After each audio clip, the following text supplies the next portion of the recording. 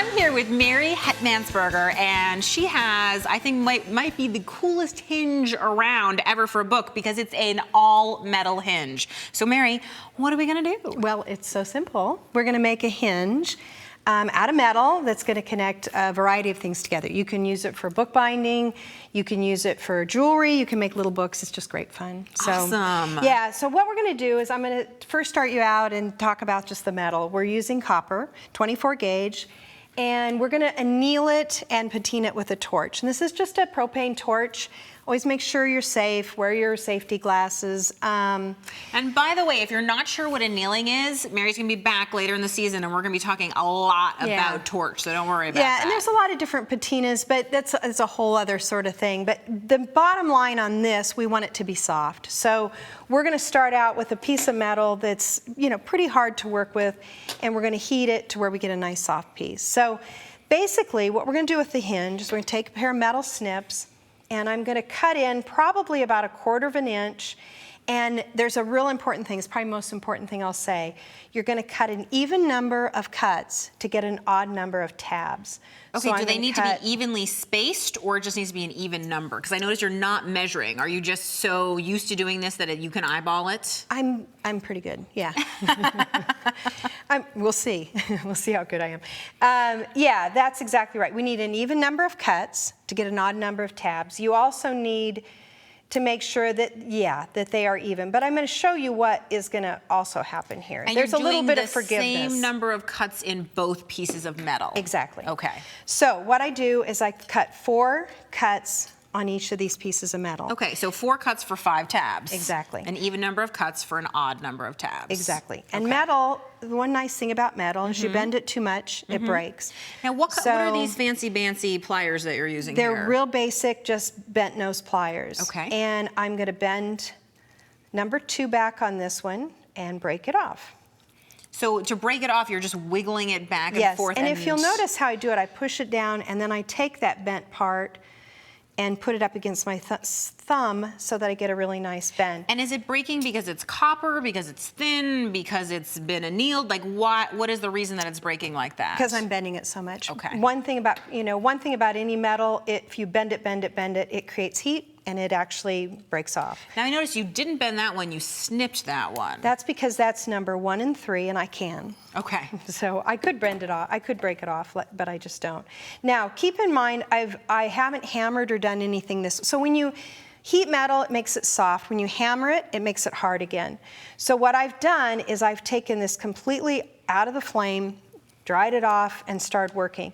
So it's at its most soft point. What I'm gonna do now I'm gonna hammer it.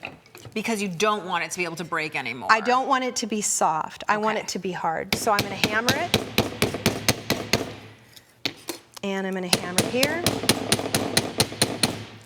And for anybody who's not aware, you are working on a bench block or some other hard metal surface. Again, you're not just working on a tabletop or anything like that. Exactly. Now what I'm doing is I'm basically trimming these. And I noticed that you took 3 off of this one, but only 2 off of that one. So I'm taking the opposites. Okay. So I take the opposites off of each of them.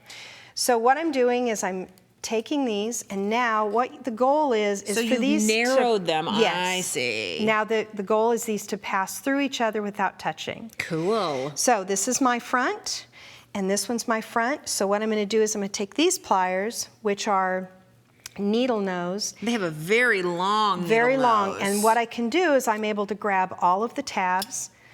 I'm able to grab all of the tabs on this one. So you're just bending them back slightly. Yeah, and what you want to make sure is that they have a curl rather than a bend. You want it to be curled. So no 90-degree angles, no 40-degree angles. It's just a soft round edge. You're wanting them to bend to start the rounding process. And I see, Mary, you've done this so quickly. You've just stuck the 2 of them together so that they're like claws interlaced up.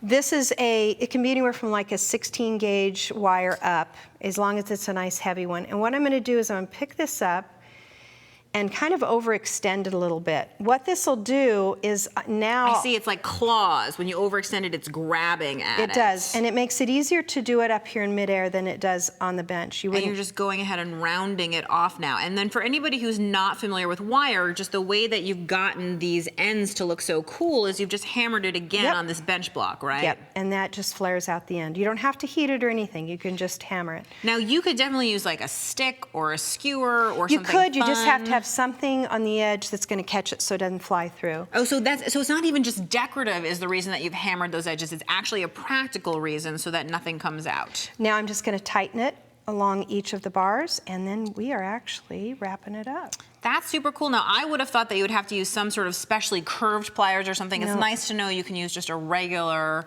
you know, flat nose plier to get that. Now, when you look, boom. It is a little bit like magic.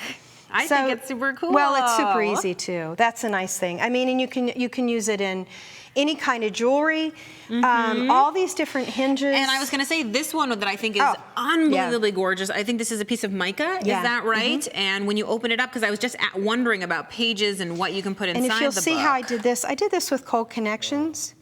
And you can use eyelets here, which is really nice. So if people aren't familiar with a cold connection, will you tell us what that means? Cold connection would mean like an eyelet or a rivet. I think you're going to do some of those, aren't you? I'm going to Yeah. be showing you exactly how to put an eyelet in, so no worry about that. And you actually have a whole book that's done with rivets. And do you want to tell us like the difference between eyelets and rivets? A rivet, just considered a rivet is something that's solid. An eyelet has an eye, so it has a hole in it so that you're able to utilize the hole. And you just have so many gorgeous examples here. I mean, little books that are necklaces that you can go ahead and you can lift up. And the thing I like so much about this is there's a secret inside, a little secret image that you wouldn't know is there at all. And in fact, this, you know, which may just look like a box to somebody, as soon as you see the hinge on the side, you know that there is a secret inside. It's very nice.